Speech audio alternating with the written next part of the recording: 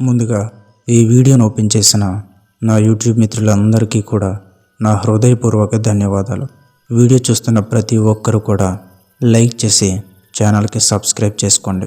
ఇలాంటి మరిన్ని వీడియోస్ చేయాలి అంటే మీ తరపు నుంచి వచ్చే సపోర్ట్ అనేది మనకి చాలా అవసరం. కాబట్టి ఈ వీడియోని తప్పకుండా లైక్ చేసి మరికొంతమందికి షేర్ చేయండి. లిఫ్ట్ ఒక్కసారిగా జర్క్ కొట్టి ఆగిపోయింది. అది సాధారణంగా ఆగిపోవడం కాదు, లోపల ఉన్న లైట్లు ఒక్కసారిగా చిమ్మ చీకటిగా మారి మళ్ళీ మసక వెలుతురుగా వస్తున్నాయి. నా గుండె బలంగా కొట్టుకుంటోంది. ఆ సమయంలోనే నా చెవి దగ్గరగా ఎవరో మెల్లగా గుసగుసలాడారు. "నువ్వొక్కడివే కాదు" అని. నా శరీరం మొత్తం గడ్డు కట్టికిపోయింది. లిఫ్ట్లో నేనొక్కనే ఉన్నాను. నాకు ఖచ్చితంగా తెలుసు, నేను 12వ ఫ్లోర్లోని నా ఫ్లాట్కి వెళ్తున్నాను. రాత్రి సమయం 1:30 అయ్యింది. ఈ టైంలో ఎవరూ ఉండరు. సీసీటీవీ కెమెరా కూడా నన్నే చూస్తోంది. కానీ ఆ గొంతు అది స్పష్టంగా నా వెనుక నుంచి వచ్చింది. "ఎవరు?" అని భయంతో అడిగాను. ఎలాంటి సమాధానం లేదు. లిఫ్ట్లోని ఎమర్జెన్సీ బటన్ని నొక్కాను. బీప్ అనే శబ్దం మాత్రమే వచ్చింది. కనెక్షన్ లేదు. అప్పుడు లిఫ్ట్లోని అద్దంలో నా ప్రతిబింబం కదిలింది. నేను మాత్రం కదలలేదు. కానీ నా ప్రతిబింబం నన్ను చూస్తూ నవ్వింది. "ఇది నిజం కాదు, ఇది కేవలం అలసట" అని నేను నన్ను నమ్మించుకునే ప్రయత్నం చేశాను. మళ్ళీ ఆ గుసగుస "వెనక్కి చూడు" అని అంటూ ఉంది. నేను నెమ్మదిగా వెనక్కి తిరిగాను. ఎవ్వరూ లేరు. మళ్ళీ అద్దం వైపు చూశాను. ఈసారి నా వెనుక ఒక ఆకారం నిలబడి ఉంది. ఆమె ముఖం స్పష్టంగా కనిపించలేదు. జుట్టు మొత్తం ముందుకు వచ్చి ఉంది. కానీ ఆమె కళ్ళ నుంచి నల్లటి ద్రవం కారుతోంది. ఆమె నెమ్మదిగా తల ఎత్తి నా వైపుకు చూసింది. నేను ఒక్కసారిగా వెనక్కి తన్నుకున్నాను. అద్దంలో కనిపించింది, కానీ వెనక్కి చూసినప్పుడు ఎవ్వరూ లేరు. ఇది మాయ అని నన్ను నేనే సమర్థించుకుంటున్నాను. అప్పుడే లిఫ్ట్ డిస్ప్లే మారింది. 12, 11, 10, 9 అని లిఫ్ట్ కిందకి కదలడం ప్రారంభించింది. కానీ అది సాధారణ వేగం కాదు, చాలా నెమ్మదిగా ఎవరో లాగుతున్నట్టుగా వెళ్తోంది. నేను బటన్లన్నీ నొక్కాను. ఏదీ పనిచేయలేదు. లిఫ్ట్ 7వ ఫ్లోర్ వద్ద ఆగింది. డోర్లు నెమ్మదిగా తెరుచుకున్నాయి. బయట చీకటి మాత్రమే ఉంది. ఈ బిల్డింగ్లో 7వ ఫ్లోర్ ఖాళీగా ఉంది. ఎవరూ నివసించరు. అది సంవత్సరాలుగా మూసివేసి అలానే ఉంది.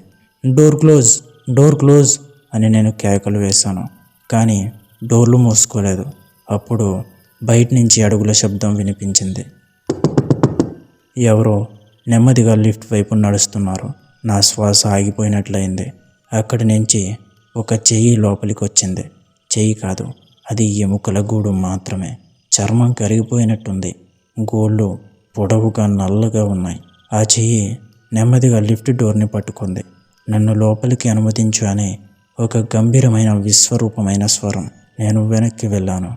"లేదు" అని గట్టిగా అన్నాను. అప్పుడు ఆ చెయ్యి అదృశ్యమైంది. డోర్లు ఒక్కసారిగా మూసుకుపోయాయి. లిఫ్ట్ మళ్ళీ కదలడం ప్రారంభించింది.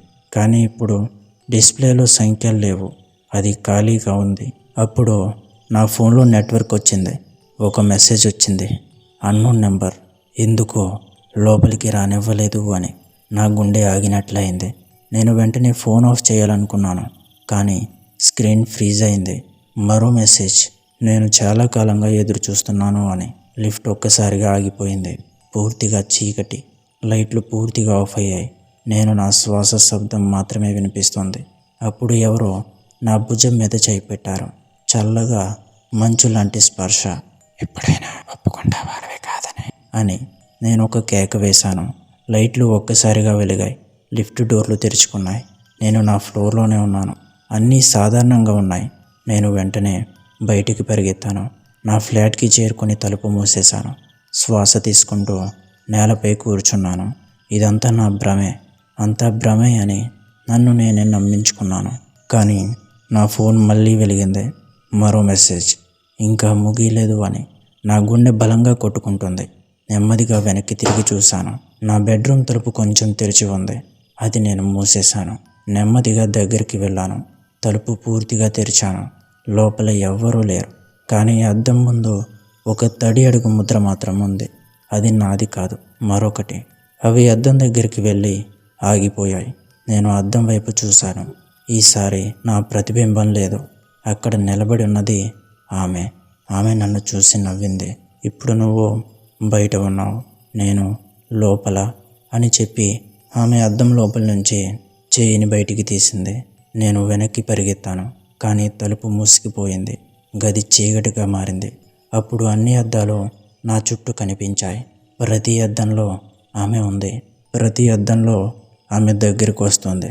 నన్ను నువ్వు లోపలికి రానివ్వలేదు కదా, ఇప్పుడు నేను ఎక్కడికైనా రావచ్చు అని ఆమె స్వరం ప్రతి వైపు నుంచి వినిపిస్తోంది. నేను కేకలు వేస్తున్నాను, ఎవ్వరూ వినడం లేదు. అప్పుడు నా కాళ్ళను ఎవరో పట్టుకున్నారు. నేను కిందకి చూశాను. నా నీడ నాకు విరుద్ధంగా కదులుతోంది. అది నన్ను నేలపైకి లాగుతోంది. నీడలు ఎప్పుడూ నీతోనే ఉంటాయి, ఇప్పటి నుంచి నేను నీడనే అని అంటోంది. ఆమె నవ్వు భయంకరంగా మారింది.